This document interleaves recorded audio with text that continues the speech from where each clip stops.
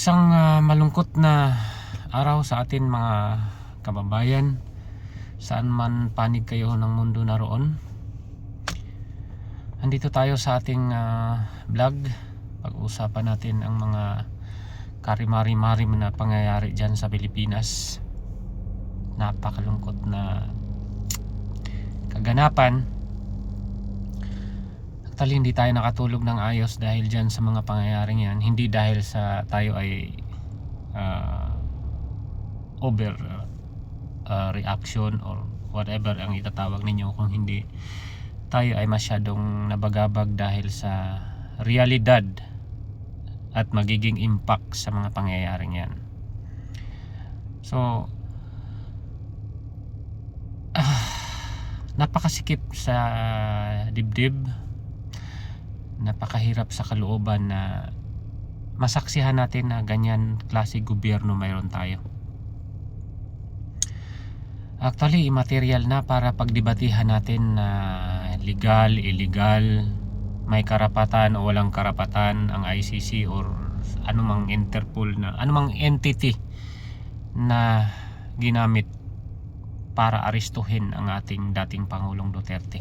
Immaterial na kasi. In fact, wala na siya sa Pilipinas. 'Di ba?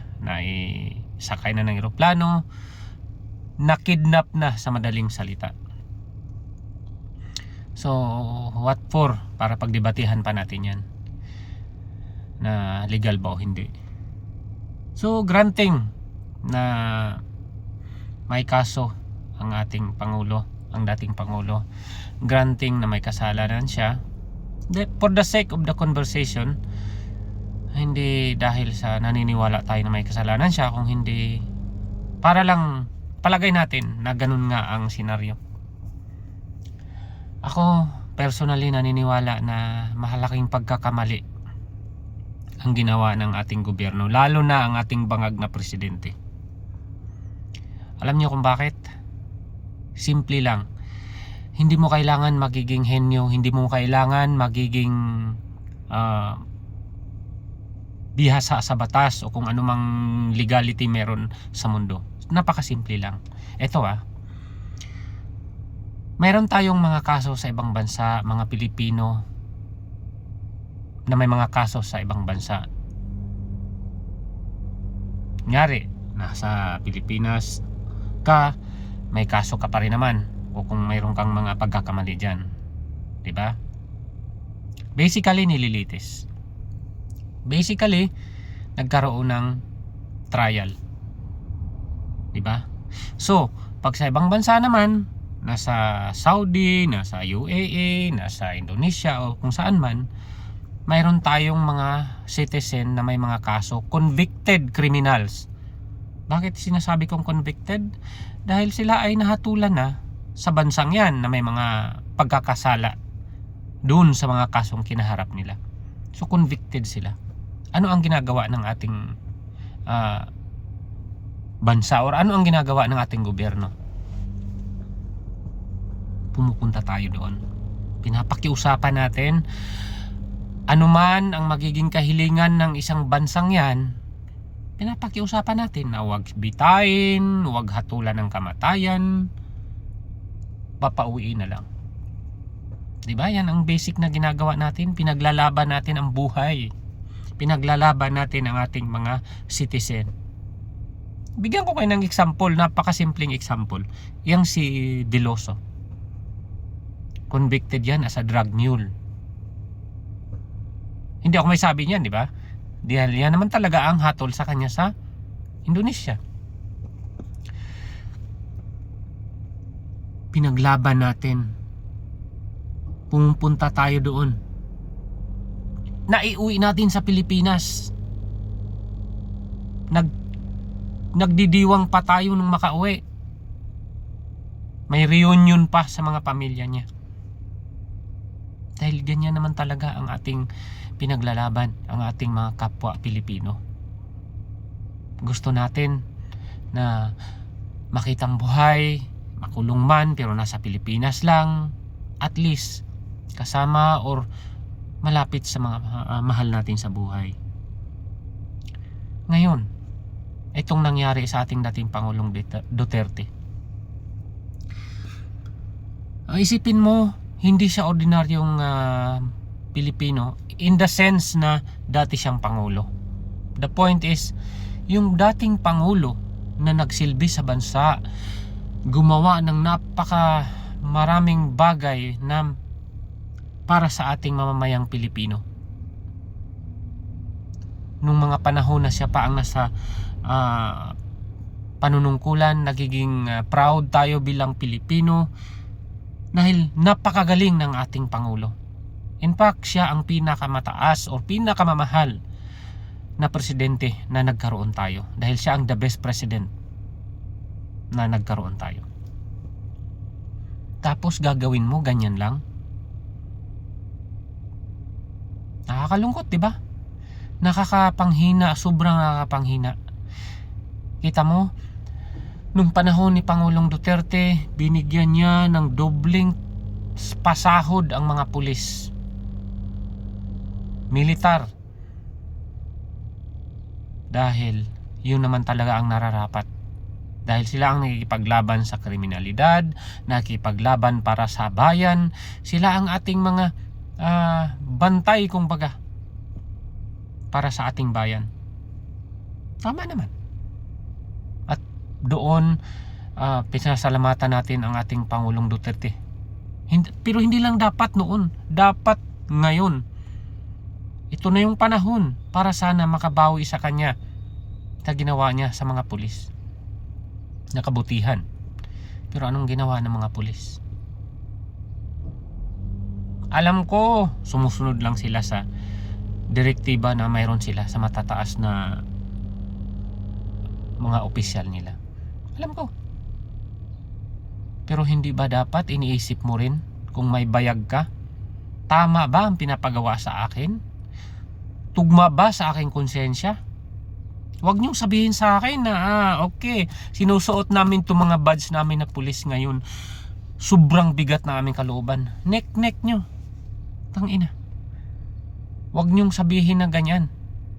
Dahil kung may mga bayag kayo, dapat pinaglalaban nyo ang ating dating Pangulong Duterte. Pero nasaan kayo? Ni pagbigay ng kortesiya para maipaabot lang sana ang mga dokumento nung time na nasa Villamor pa siya.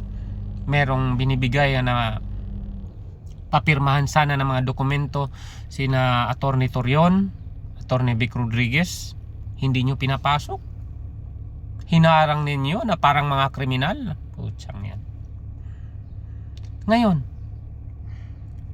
bakit ako naghihimutok o bakit ganito ang damdamin ko? Alam niyo kung bakit? Hindi dahil ako ay DDS, hindi dahil ako ay panatiko, hindi dahil ako ay nakikisabay lang sa trend para sumikat. No, it's not all about that. Hindi lahat dahil sa pera or hindi lahat dahil sa kasikatan. Alam niyo bakit? Dito sa ibang bansa, ngayon particular, ganito tayo kaliit.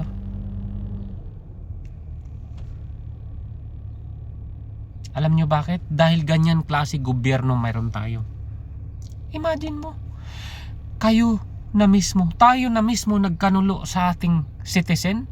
Nasa loob ng Pilipinas yun, ha.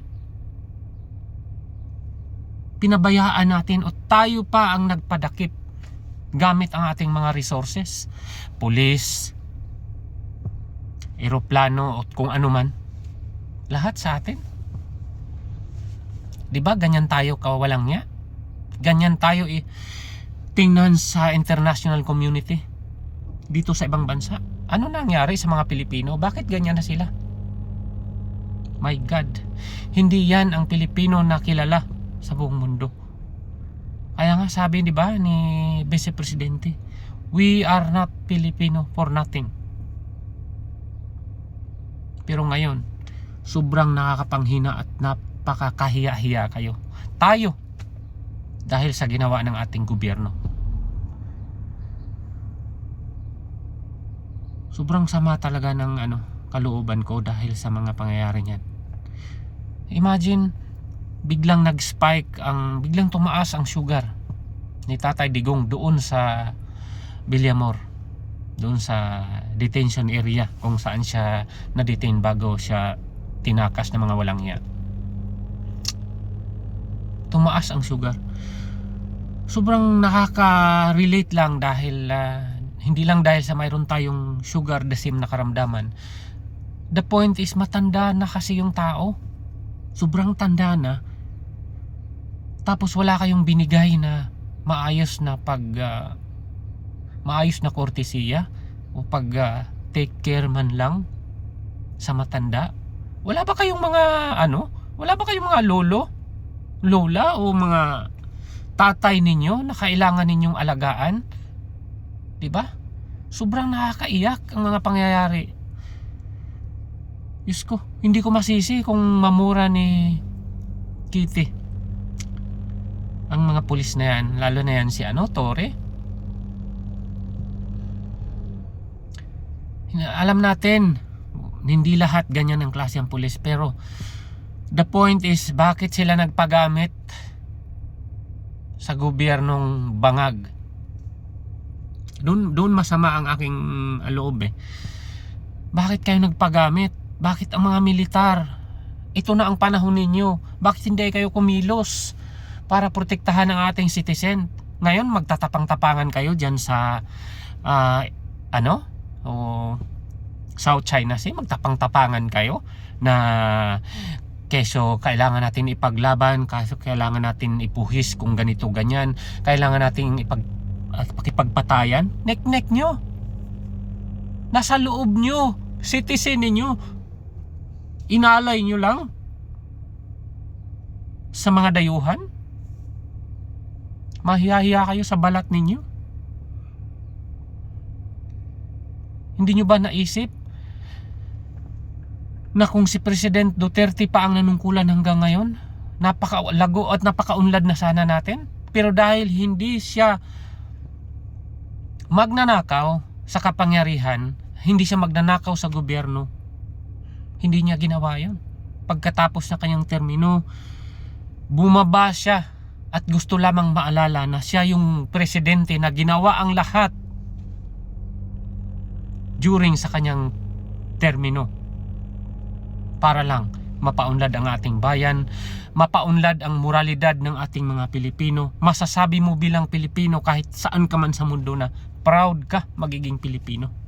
Proud ka na naging presidente mo si Duterte.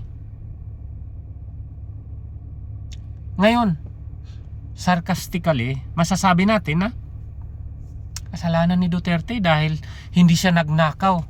Kasalanan ni Duterte dahil hindi siya namudbud ng pera. Kaya ngayon wala siyang kakampi. Wala siyang kakampi na nasa kapangyarihan. Kung hindi, mga Pilipino, ordinaryong Pilipino lamang ang kanyang mga kakampi. Yan ang napakasakit na kasalanan na ginawa niya. Another thing na pagkakamali niya dahil nagtiwala siya na kahit papano hindi ganyan kasama ang gobyerno natin. Nagtiwala siya na hindi ganyan kasama ang mga pulis natin. Nagtiwala siya na hindi ganyan kawalang bayag ang mga militar natin. Alam nyo bakit? Galing sa Hong Kong, pagdating sa terminal, sa airport sa atin, nagtiwala siya. At dahil sa kanyang sinabi na nang nasa Hong Kong pa siya, sinabi niya na susunod ako kung ano man ang meron na warrant meron para sa akin. Susunod ako, hindi naman ako magtatago. 'Di ba? Okay, sinunod niya. Nandoon siya. Kahit nung mga walang hiyang mga pulis sinasabi, yan si Napahardo, yung spokesperson ng PNP, si Marbel, saka yan si Tory, sinasabi nila na walang warrant of arrest, ganito ganyan. Nagsisinungaling sila sa mga Pilipino. Ginawa nilang legal ang pagsisinungaling sa mga media interview nila na wala kunong warrant of arrest. Nilihim nila dahil gusto nila talagang hulihin si Duterte na walang kamalay-malay. So nagtagumpay sila. Regardless kung ito man ay legal, illegal, immaterial na. Dahil tapos na ang kawalanghiyaan nila. Ngayon, ano pa ang magagawa natin? 'Di ba? Kung hindi ganito na lang, bumawi sa mga kawalanghiyaan nila. Ito na ang panahon siguro na pinatunayan ni dating Pangulong Duterte na kung magtatrabaho ka para sa bayan mo at kung magtatrabaho ka na walang korupsyon para sa bayan mo, isang araw pa lang pagbaba mo sa pwesto, marami na ang babaliktad sa'yo. Dahil hindi ka namudbod ng mga pera, hindi ka nangurakot ng mga pera para magkaroon lang ng alyansa o mga kakampi na mga kurakot na handa kang ipaglalaban dahil sa bayad na ginawa mo sa kanila. Siguro panahon na talaga na lumabas na ang mga maraming Pilipino sa kalye. At kung hindi man, dapat talaga wala na tayong ilalagay pa sa balutan natin dyan sa mga alkansya, yung alyansa ng mga bagong Pilipino. Nek-nek ninyo. Pweh! Kahit pa sabihin nyo kung ano, pero nakipag-alyansa kayo sa gobyernong bangag ngayon. Ewan ko kung coincidence lang, pero di ba naliligtas ang may mga kaso ng mga droga? Bakit si Dilima nakalabas? Di ba? Bakit si Mabilog nakalabas? Nawala ng mga kaso. Okay, sabay na natin yan si Veloso. Drug case din yan eh. Bakit nakaligtas? Coincident lang ba o sadyang may drug problem talaga ang ating pinuno? Hindi ito akusasyon ha. Ito ay maliwanag na obserbasyon away dyan sa Pilipinas. What if ang mga tao dyan sa Pilipinas, alam ko, ramdam ninyo gaano karampant ang problema dyan sa Pilipinas, sa droga, kriminalidad at kung ano pa. Kaya kung masaya kayo na ganyan, sige doon kayo. Pero para sa akin, sa kabila ng lahat, kailangan nating magpakatatag para sa ating bayan, para sa ating mga anak, mga pamangkin, lahat ng ating mga pamilya na nasa Pilipinas. Kailangan nating gumising sa katotohanan. Huwag na tayong magpauto pa sa mga walang hiyang yan. Team Suka na kung Team Suka, pero kailangan natin ang mga bagong mga muno, bagong mga senador para sa ating bayan. Hindi yung mga paulit-ulit na lang na mga tuta pa rin naman ni Marcos. Grabe, di ba? Ganyan lang ka walang kwenta ang ating presidente matapos niya halos dilaan ang tumbong ng mga Duterte para lang na ibalik siya sa kapangyarihan. Ngayon na ibalik siya sa kapangyarihan, sasabihin niya na I have nothing to do. Wala daw siya. It's not about political persecution. Putang inang yan. Sasabihin mo ganyan, maghugas ka ng kamay, whereas ikaw ang may malaking kapangyarihan sa lahat para gumawa ng paraan para mananatili ang ating citizen sa loob ng Pilipinas. Hindi ka ba nahiya? Sabihin na natin na wala ka talagang hiya. After all na ang ama mo, sa daming dumaang presidente, ang ama mo nananatiling hindi mailibing-libing dyan sa libingan ng mga bayani. Tanging ang Pangulong Duterte lang ang nag-decide at gumawa ng paraan na mahimlay ang walang hiyamong ama. Tapos ganyan mo ibabalik sa mga Duterte. Grabe. Pag Marcos talaga siguro, grabe no. Paano nila ginamit yan si Vice Presidente, ginamit nila yang mga Marcos, yan si Aimee Marcos at yang pati yang si Sandro Marcos, mga Romualdez.